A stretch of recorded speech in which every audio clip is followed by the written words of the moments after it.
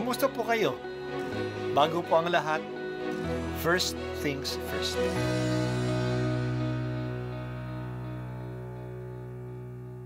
Good morning po. Sinisimulan po natin ngayon ang first things first. At dito po, tinatalakay natin sa unang bahagi ng umaga natin ay ang first readings na binabasa po sa banal na misa.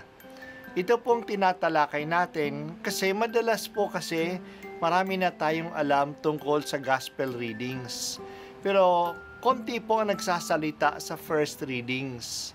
Pero ang first readings, bahagi din po yan ng Biblia, ng banal na kasulatan. Kaya susubaybayan po natin ang mga first readings, basahin po natin at kuminsan kailangan ng basahin ng 2 o 3 beses bago maintindihan kasi hindi po tayo familiar sa mga istorya at sa mga kaisipan na tinatalakay dito. Ang pagbasa mula sa aklat ni Propeta Sophonias. Umawit ka ng malakas, lungsod ng Sion. Sumigaw ka, Israel. Magalak ka ng lubusan, lungsod ng Jerusalem. Ang mga nagpaparusa sa iyo ay inialis na ng Panginoon, at itinapon niya ang inyong mga kaaway. Nasa kalagitnaan mo ang hari ng Israel, ang Panginoon. Wala nang kasawi ang dapat pang katakutan. Sa araw na yaon ay sasabihin sa Jerusalem, huwag kang matakot, Sion. Huwag manghina ang iyong loob. Nasa piling mo ang Panginoon na iyong Diyos. Parang bayaning nagtagumpay. Makikigalak siya sa iyong katuwaan. Babaguhin ka ng kaniyang pag-ibig. At siya'y masayang aawit sa laki ng kagalakan. Gaya ng nagdiriwang sa pista. Ang salita ng Diyos. Salamat sa Diyos.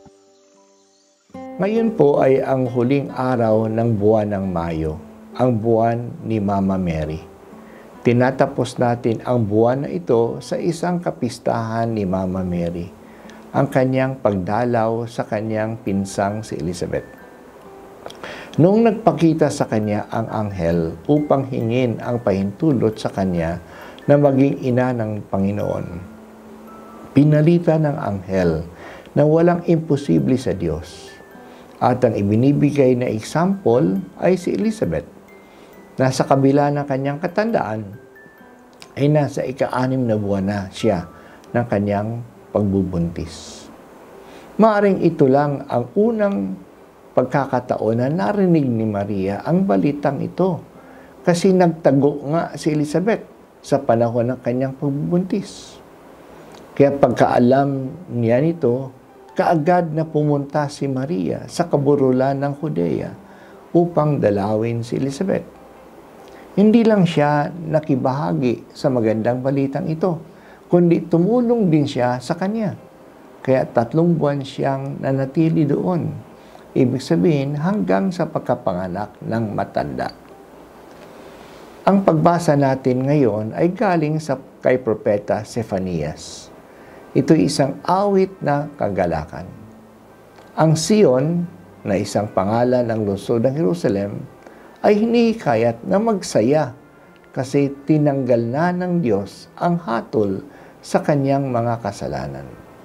Magsaya ang Sion kasi ang Diyos na dakilang manliligtas ay nasa piling niya. Papanibaguhin siya ng Panginoon dahil sa kanyang pag-ibig sa kanyang bayan.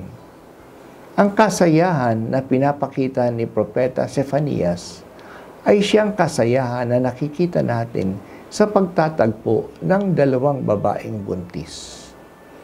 Masaya si Elizabeth sa pagdalaw kay Maria, sa pagdalaw ni Maria, at sa pamamagitan ng Espiritu, naranasan niya na hindi lang siya dinalaw ng kanyang pinsan, kundi ng ina ng kanyang Panginoon.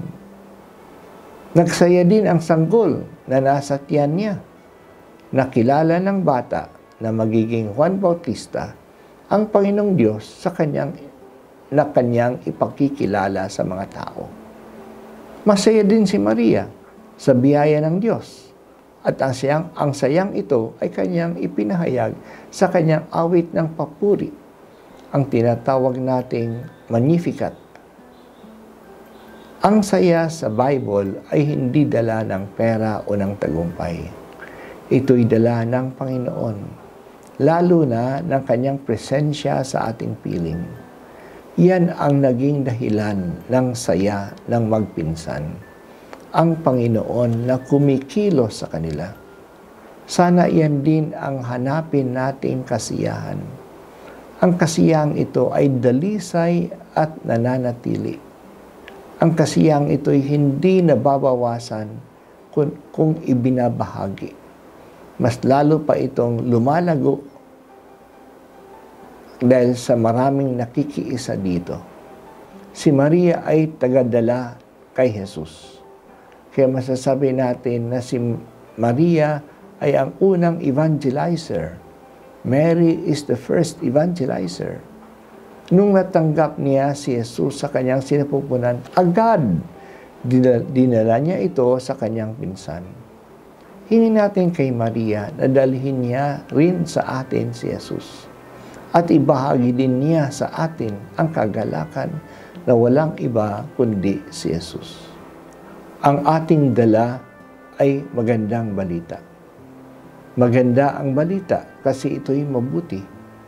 Maganda din ang balita kasi ito'y nagdadala ng kasiyahan. Ang resulta ng pagtanggap ng magandang balita ay kasiyahan. At ang kasiyahan ay ibinabahagi. Mas tumitindi ang saya kapag ito'y ibinabahagi. Salamat o Diyos sa magandang balita na binabahagi mo sa amin.